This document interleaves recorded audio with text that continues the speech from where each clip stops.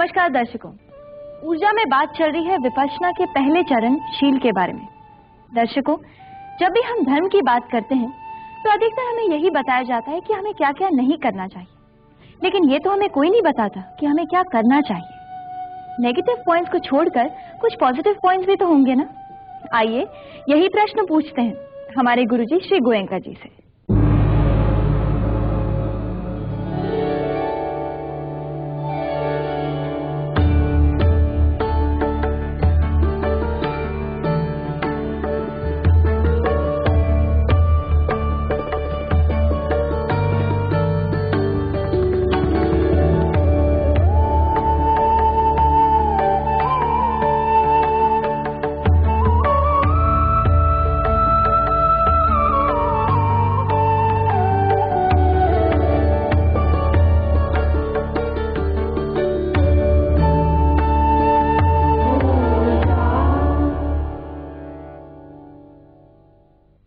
प्रणाम गुरुजी।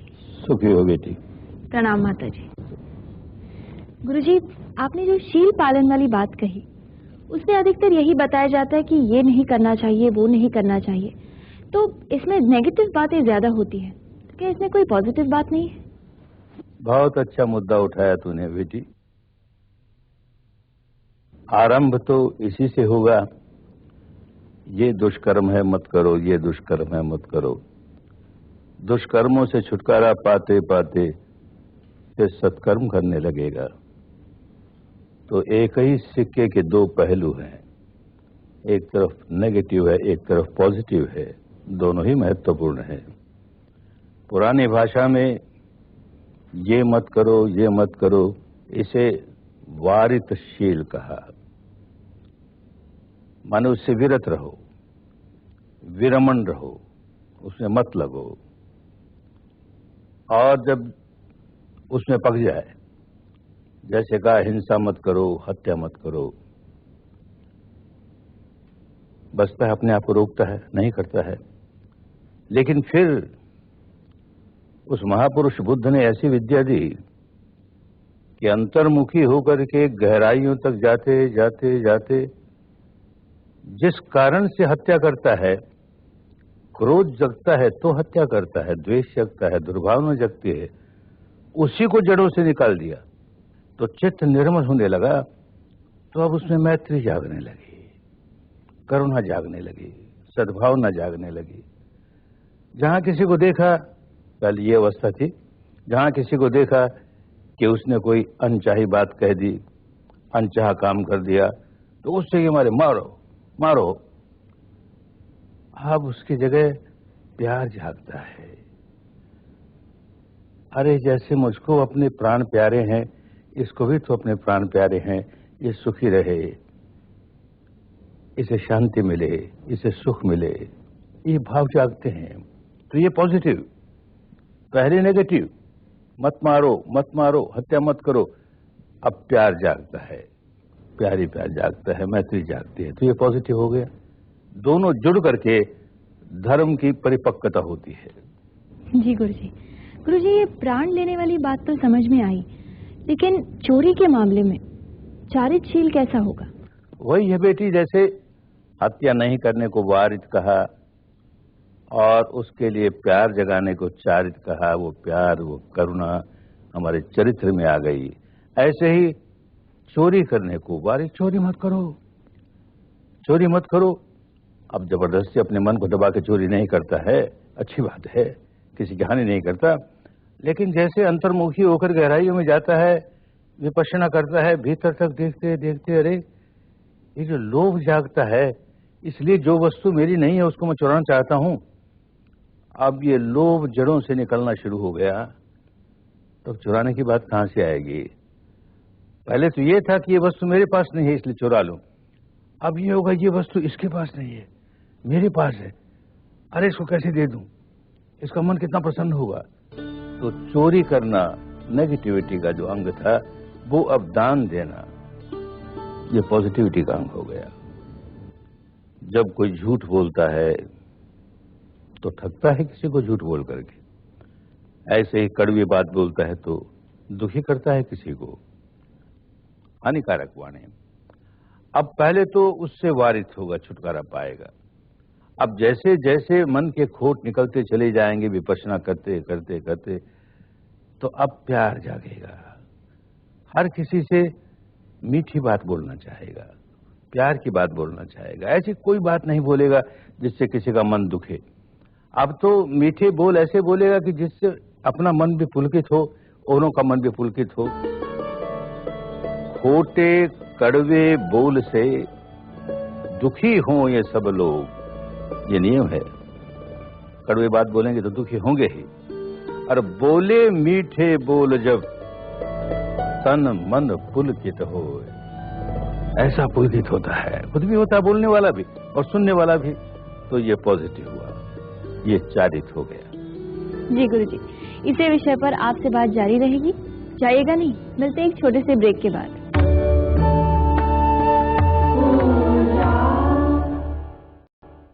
गुरुजी, आपने कहा कि कड़वी बात नहीं करनी चाहिए, पर इससे पहले आपने ये भी कहा कि जो लोग मीठी जुबान से नहीं मानते उनके लिए कठोर शब्दों का प्रयोग करना चाहिए। तो फिर गुरुजी, ऐसे में शील का पालन कैसे हो सकता है? कठोर शब्द का प्रयोग हो, कड़वे का नहीं। शुरू में तो इतना ही होगा कि हम कड़वी बातों से, कड़वे बोल से छुटकारा पाएंगे। उतना हो गया तो वारिदशील हो गया। अब मीठे बोल बोलेंगे, बड़ी अच्छी बात। और कभी ऐसी परिस्थिति आए कि कोई व्यक्ति मीठे बोल समझे नहीं, नरमाई के बोल समझे नहीं, तो कठोर बोल भी बोलने पड़े। लेकिन भीतर ऐसी अवस्था होनी चाहिए, साधना करते करते करते भीतर प्यार का आधार होना चाहिए, मैत्री का आधार होना चाहिए, करुणा का आधार होना चाहिए। क्योंकि वो मृदु भाषा नहीं समझता, इसलिए कठोर का प्रयोग करते हैं। भीतर कटुता नहीं है, करुणा है। अरे दुखियारा है, इसको दुख के बाहर निकालना है। ये कठोर भाषा समझ के दुख के बाहर निकलेगा तो इसके भले के लिए कठोर भाषा बोलेंगे। एक घटना भगवान बुद्ध के जीवन काल की। उन्होंने अपने किसी शिष्य के प्रति,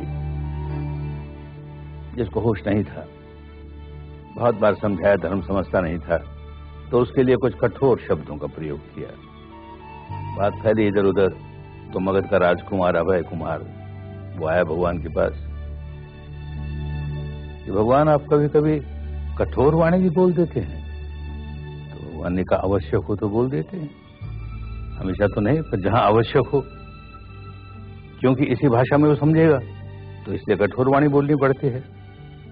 संयोग से राजकुमार की गोद में उसका बालक, उसका शिशु, उसका पुत्र, बहुत छोटा, जो अभी अपनी पीठ के बल पर ही लेट सकता, बैठ भी नहीं सकता, वो लेटा हुआ है। और किसी की गलती से या उस बच्चे की गलती से कोई कंकर उसके मुंह में आ गया। भगवान कहते, देख इस मुंह में कंकर है, अब इसे निकालना है, नहीं तो गले में फंस कर न जाने क्या कर देगा, इसकी जान को भी खतरा हो जाएगा। तो कैसे निकालोगे? अंगुली डाल करके बलपूर्वक उसको निकालोगे और बच्चे को अच्छा नहीं लगेगा, वो रोएगा, रोता रहे। उसका भला इस बात में है कि हमको कठोरता के साथ वो कंकर निकालना है। इसी तरह किसी के साथ कठोरता की वाणी बोल करके सुधारना हो तो बोलना पड़ेगा। उस बच्चे के प्रति कितनी करुणा है, उसकी जान बचानी है, कितनी मैत्री है। ऐसे ही जो व्यक्ति होश में नहीं है और उसको कठोर भाषा समझ में आती है, तो भीतर से बड़ी मैत्री है, इसका सुधार कैसे होगा? इसलिए कठोर शब्द बोले, कटुता बिल्कुल ना हो। जी गुरुजी। गुरुजी, ये जो नशे पते की बात है, इसमें पॉजिटिव क्या है? बहुत है पॉजिटिव बेटी। आखिर क्या करता है नशा पता? बेहोश करता है हमें, हमारा होश ठिकाने नहीं रहता। हम यही नहीं समझते कि हम कर क्या रहे हैं, सजग नहीं है। जो नहीं करना चाहिए वो कर जाते हैं, जो नहीं बोलना चाहिए वो भूल जाते हैं। तो पहली बात तो वारिद की कि इस तरह के मादक पदार्थों का सेवन बिल्कुल नहीं करूंगा, क्योंकि इससे मैं अपना होश खो बैठता हूं। अब आगे बढ़ता है तो भीतर से सजगता आनी शुरू होती है। अब तो हर पल सजग है, हर क्षण सजग है। जो बोलेगा, जो करेगा, यहां तक कि जो चिंतन भी मन में आएगा तो खूब सजग है। कहीं ऐसा ना हो जाए कि मन में कोई विकार जाग जाए और वाणी से कोई अनचाही बात बोली जाए, कि शरीर से कोई ऐसा काम किया जाए तो अब बिल्कुल भीतर से सजग रहने लगा तो समता आई, मन के अंदर इक्वानिमिटी आई, संतुलन आया।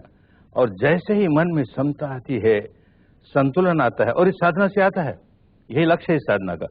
और जैसे आने लगता है भीतर इतनी शांति, इतना सुख। अब जो भीतर शांति और सुख आई वो बाहर फैलने लगी। सारे वातावरण में शांति की तरंगे, सुख की तरंगे।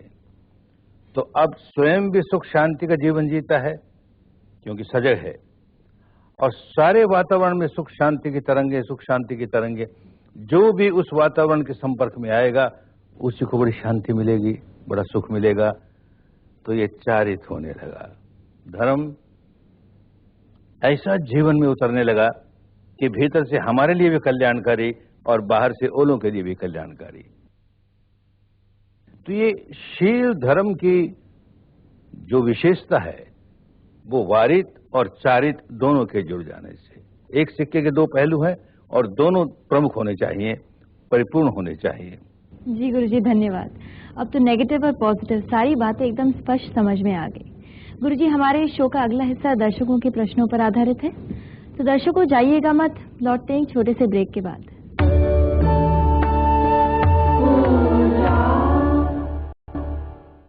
गुरुजी, पहला सवाल आया है गुजरात से दीपाली मेहता का। वो पूछती हैं कि गलत काम करने वालों को तो हम देखते हैं कि वो बड़े चैन से रहते हैं, उन्हें समाज में पद और प्रतिष्ठा भी मिलती है और इन्हें किसी चीज का अभाव भी नहीं होता, जबकि सच्चे लोग हमेशा परेशान रहते हैं। तो ऐसे में अच्छे बनने की प्रेरणा जगे तो कैसे जगे? पहली बात तो ये समझनी चाहिए बेटी कि जिसे कोई दूसरा समझता है कि इसके पास कोई अभाव नहीं है, ऐश्वर्य है, संपदा है, सब कुछ है, सच्चाई नहीं है, बहुत अभाव है। हमें एक अपने जीवन की एक घटना याद आती है। बर्मा में रहते हुए मांडली शहर से कोई 40-50 मील दूर किसी एक वन प्रदेश में एक भारतीय योगी तपस्या करे और उसकी बड़ी प्रसिद्धि, लोग उसको नमन करने जाएं, लोगों की बड़ी श्रद्धा उसके प्रति। तो एक बार मैं भी चला गया, देखा उसे। तो गया तो इस मारे कि जंगल में क्या खाता है, क्या रहता है। पता लगा कि न तो जंगल में कोई फल है और न कोई कंदमूल है, कहीं से भोजन आता है, कर लेता है।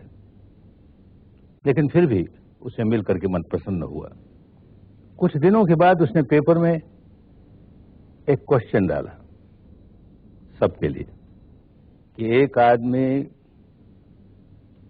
धरती पर चटाई बिछाकर सोता है और दूसरा आदमी पलंग पर गलीचे लगा कर सोता है, इन दोनों में से कौन अधिक सुखी है?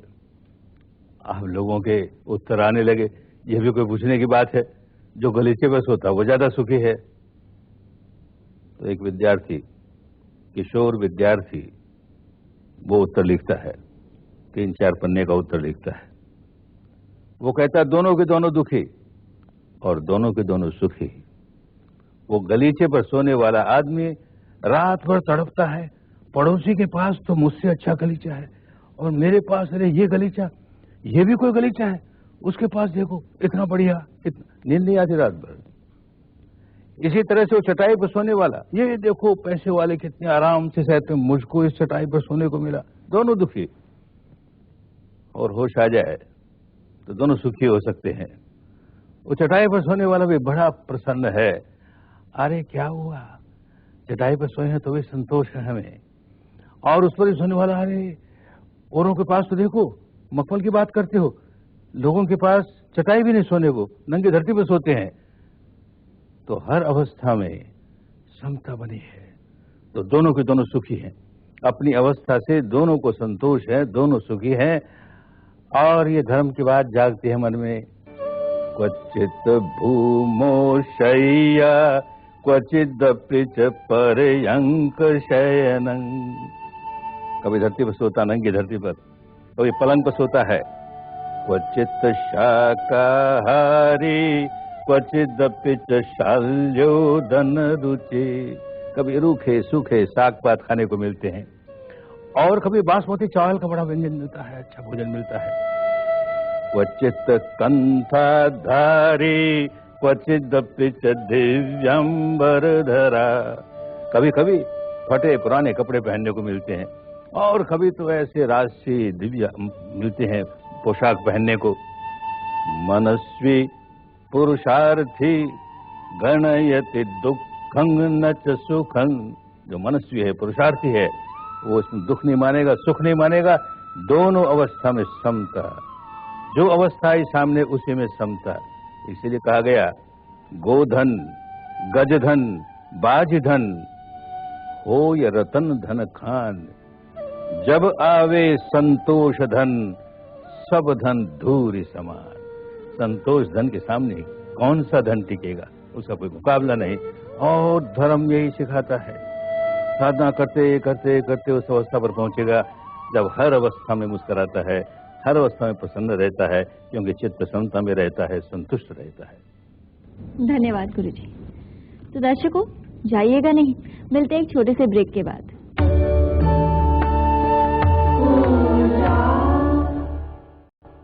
गुरुजी, आपने कहा कि शील का पालन करना बहुत जरूरी है, लेकिन गुरुजी ऐसे अन्य आचार्य हैं जो कहते हैं कि शील का पालन करना इतना जरूरी नहीं है, उसके बिना भी हम स्पिरिचुअलिटी के हाइट्स तक पहुंच सकते हैं।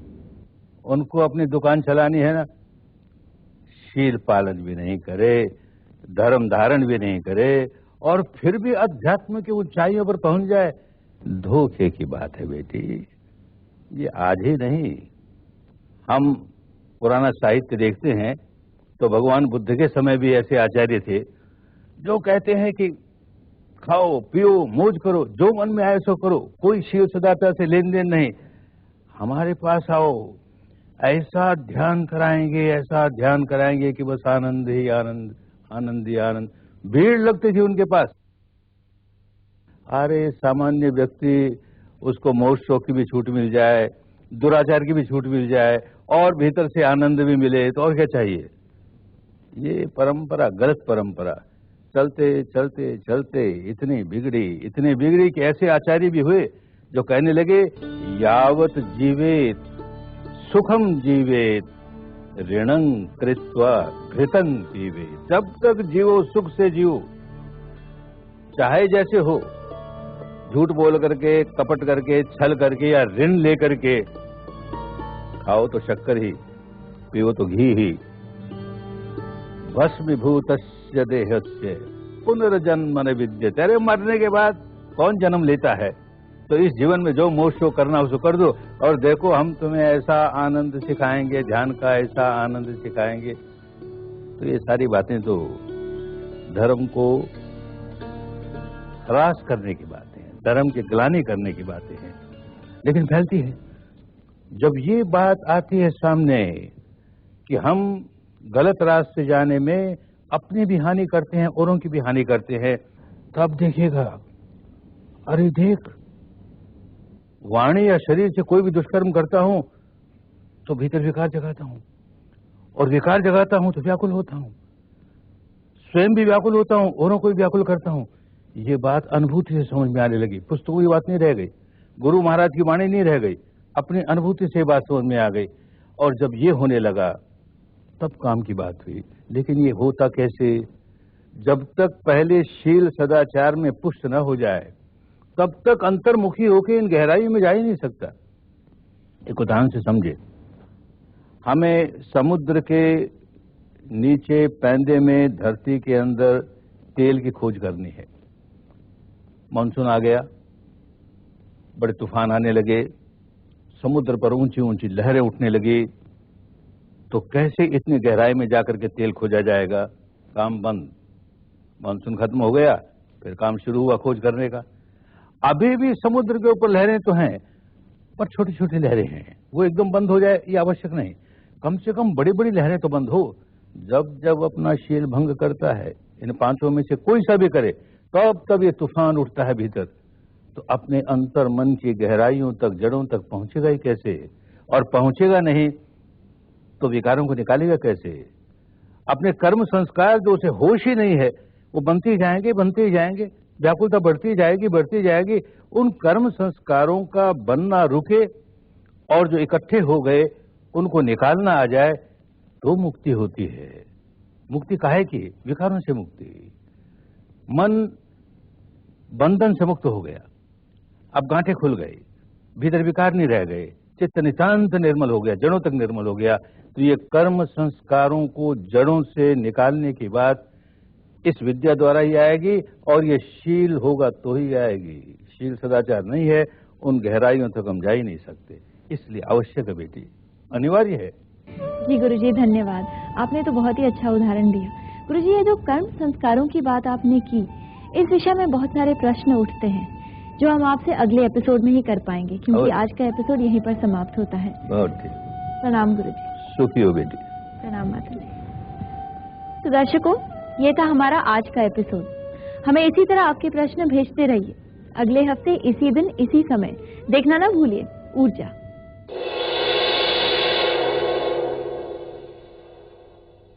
हमारा पता है ऊर्जा, Zee network, postbag number 1, Andheri east, Mumbai 99, India, TVC। Email response@znetwork.com।